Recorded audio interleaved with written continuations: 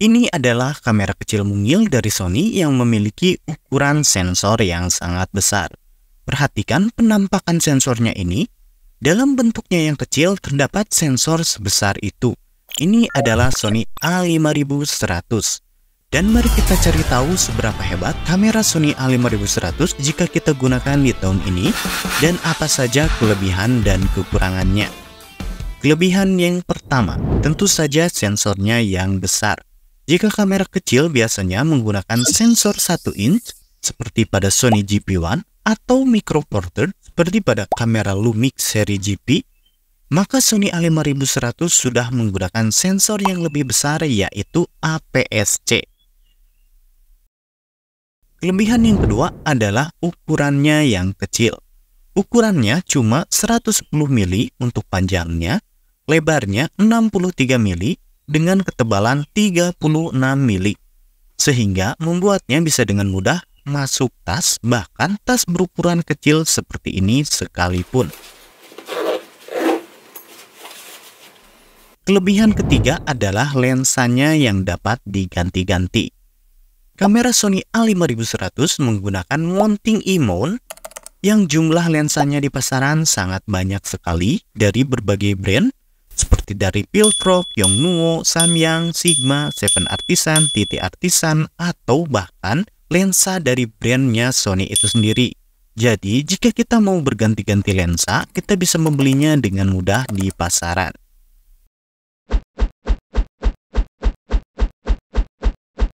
Kelebihan yang keempat adalah ketersediaan aksesoris yang melimpah. Meski Sony A5100 dirilis di tahun 2014, namun ketersediaan aksesorisnya sangat banyak di pasaran. Misalnya, ketika kita membutuhkan baterai cadangan, kita bisa dengan mudah mendapatkan baterainya. Sony A5100 menggunakan baterai berjenis NP-FW50, di mana baterai ini juga digunakan di berbagai kamera lainnya dari Sony. Bahkan, jika kamu perhatikan, kamera saya ini menggunakan rig aluminium dari small rig, sehingga tampilannya jadi berbeda. Kita juga bisa membeli case silikon seperti ini di e-commerce. Kelebihan kelima, autofocus cepat dan akurat. Autofocusnya berjalan dengan sangat cepat dan akurat. Ini menjadi salah satu keunggulan kamera-kamera dari brand Sony, termasuk dengan Sony A5100 ini. Kelebihan keenam, hasil foto tajam dan detail. Meski ini kamera jadul, tapi jangan ragukan ketajaman dan detail kamera Sony A5100. Kita masih bisa menggunakan kamera ini untuk proyek seperti wedding, membuat konten, bahkan membuat film pendek sekalipun. Selain itu, sensornya yang sudah APS-C akan lebih diuntungkan ketika digunakan dalam kondisi gelap dibandingkan dengan sensor yang lebih kecil. Tapi, perlu diingat juga ketajaman gambar, detail, dan kadar bokeh dari suatu foto atau video itu ditentukan juga oleh lensa yang digunakan. Jadi bukan cuma soal kameranya ya. Kelebihan yang ketujuh, memiliki banyak fitur. Fitur di Sony A5100 mungkin memang tidak akan sebanyak kamera Sony keluaran yang lebih baru. Namun, fitur seperti layar touchscreen untuk menentukan titik fokus sudah ada di kamera ini. Selain itu, ada juga fitur bantuan ketika menggunakan lensa manual. Jadi, saat menggunakan lensa manual, akan ada penanda titik fokus seperti ini. Lihat, objek yang diberi tanda merah adalah objek yang dibuat fokus. Kita tinggal putar-putar ring fokus pada lensa untuk mengubah-ubah objek mana yang akan dibuat fokus. Terdapat juga fitur Wi-Fi dan NFC untuk memudahkan kita mengirim foto dan video ke smartphone.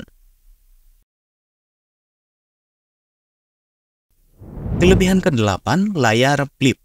Jika kamu sering merekam video atau foto sendirian, kamu bisa memutar layar Sony A5100 menghadap ke depan untuk melihat preview foto atau videonya. Sehingga ini juga akan cocok untuk kamu yang suka nge-vlog. Setelah membahas kelebihan, mari kita bahas apa saja kekurangan dari Sony A5100 ini. Kekurangan pertama, tidak ada fitur stabilizer. Meski layarnya bisa di-flip ke depan, sayangnya Sony A5100 tidak memiliki fitur stabilizer, sehingga ini akan kurang cocok untuk vlogging.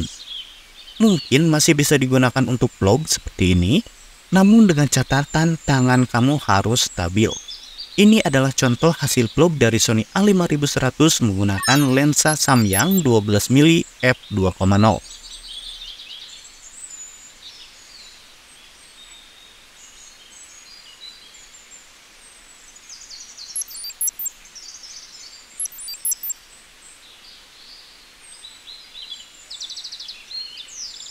Dan ini contoh hasil vlog menggunakan lensa bawaan dari Sony.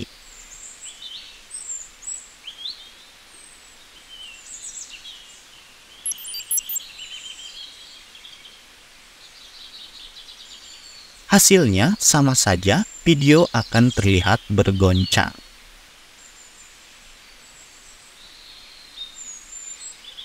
Solusinya, kita bisa menggunakan gimbal seperti ini. Namun tentunya ketika menggunakan gimbal, kita membutuhkan biaya tambahan lagi.